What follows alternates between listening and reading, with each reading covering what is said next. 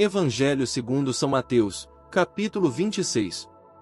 Quando Jesus acabou todos esses discursos, disse a seus discípulos: Sabeis que daqui a 2 dias será a Páscoa, e o Filho do Homem será traído para ser crucificado.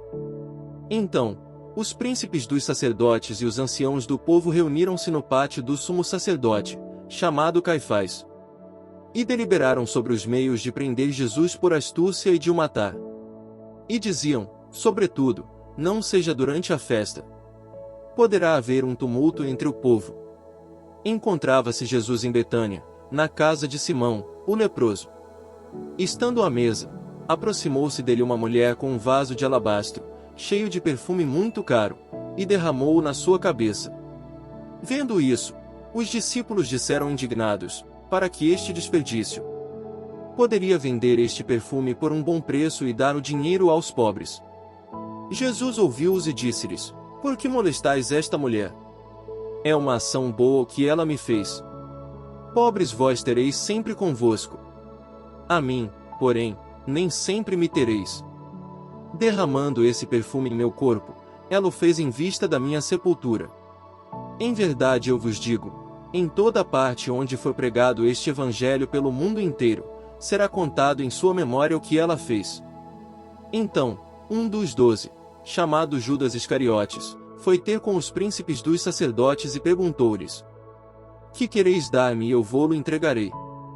Ajustaram com ele 30 moedas de prata. E desde aquele instante, procurava uma ocasião favorável para entregar Jesus.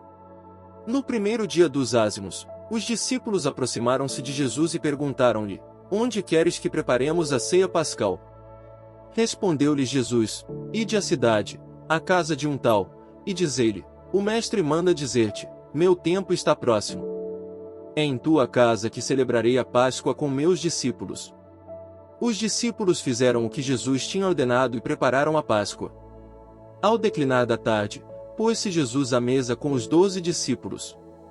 Durante a ceia, disse: em verdade vos digo, um de vós me há de trair. Com profunda aflição, cada um começou a perguntar: sou eu, Senhor? Respondeu ele: aquele que pôs comigo a mão no prato, esse me trairá. O Filho do Homem vai, como dele está escrito. Mas ai daquele homem por quem o Filho do Homem é traído. Seria melhor para esse homem que jamais tivesse nascido. Judas, o traidor, tomou a palavra e perguntou: mestre, serei eu? Sim, disse Jesus. Durante a refeição, Jesus tomou o pão, benzeu, partiu-o e o deu aos discípulos, dizendo: tomai e comei, isto é meu corpo. Tomou depois o cálice, rendeu graças e deu-lhe, dizendo: bebei dele todos.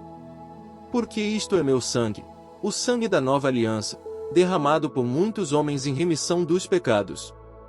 Digo-vos, doravante não beberei mais desse fruto da vinha até o dia em que o beberei de novo convosco no reino de meu Pai. Depois do canto dos salmos, dirigiram-se eles para o Monte das Oliveiras. Disse-lhes então Jesus: esta noite serei para todos vós uma ocasião de queda, porque está escrito: ferirei o pastor, e as ovelhas do rebanho serão dispersadas. Mas, depois da minha ressurreição, eu vos precederei na Galileia. Pedro interveio: mesmo que sejas para todos uma ocasião de queda, para mim jamais o serás. Disse-lhe Jesus: em verdade te digo, nesta noite mesma, antes que o galo cante, 3 vezes me negarás. Respondeu-lhe Pedro: mesmo que seja necessário morrer contigo, jamais te negarei. E todos os outros discípulos diziam-lhe o mesmo. Retirou-se Jesus com eles para um lugar chamado Getsêmani e disse-lhes: assentai-vos aqui, enquanto eu vou ali orar. E, tomando consigo Pedro e os 2 filhos de Zebedeu, começou a entristecer-se e a angustiar-se. Disse-lhes, então: minha alma está triste até a morte. Ficai aqui e vigiai comigo. Adiantou-se um pouco e, prostrando-se com a face por terra, assim rezou: meu Pai, se é possível, afasta de mim este cálice. Todavia, não se faça o que eu quero, mas sim o que tu queres. Foi ter então com os discípulos e os encontrou dormindo. E disse a Pedro: então, não pudestes vigiar 1 hora comigo? Vigiai e orai para que não entreis em tentação. O espírito está pronto, mas a carne é fraca.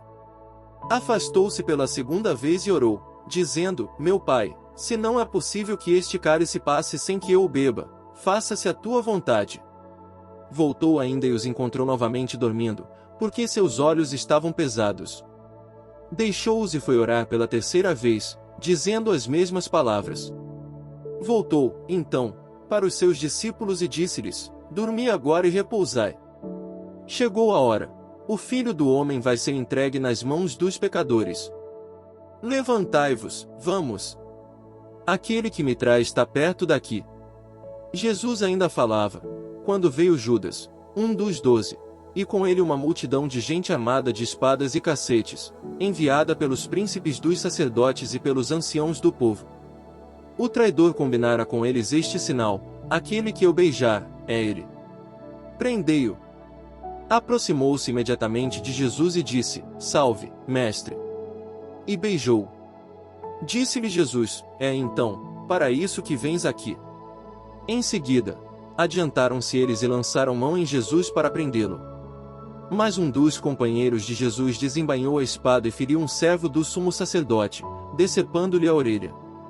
Jesus, no entanto, lhe disse: Embainha a tua espada, porque todos aqueles que usarem da espada, pela espada morrerão. Crês tu que não posso invocar meu Pai e ele não me enviaria imediatamente mais de 12 legiões de anjos?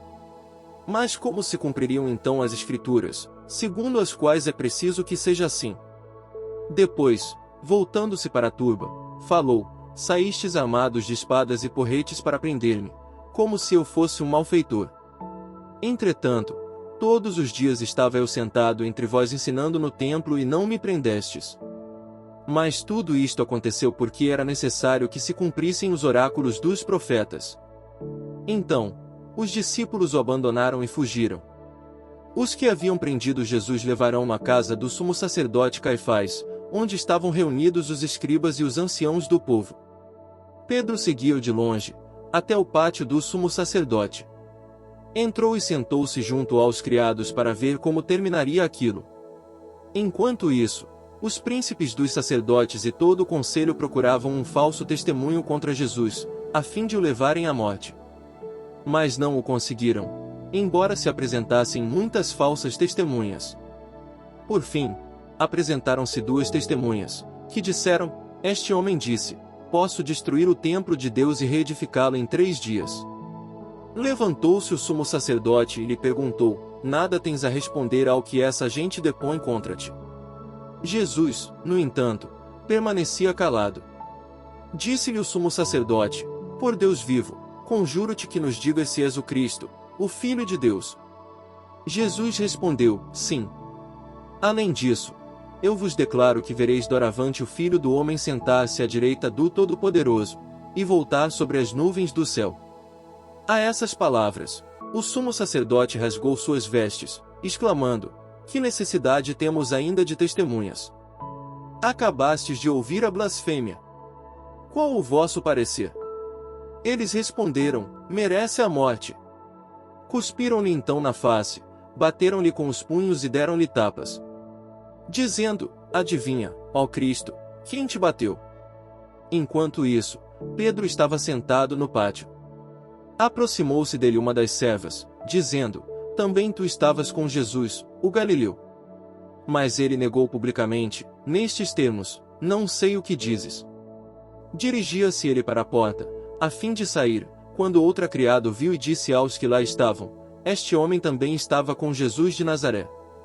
Pedro, pela segunda vez, negou com juramento: Eu nem conheço tal homem. Pouco depois, os que ali estavam aproximaram-se de Pedro e disseram: Sim, tu és daqueles, teu modo de falar te dá a conhecer. Pedro, então, começou a fazer imprecações, jurando que nem sequer conhecia tal homem. E, neste momento, cantou o galo. Pedro recordou-se do que Jesus lhe dissera: Antes que o galo cante, tu me negarás 3 vezes. E saindo, chorou amargamente.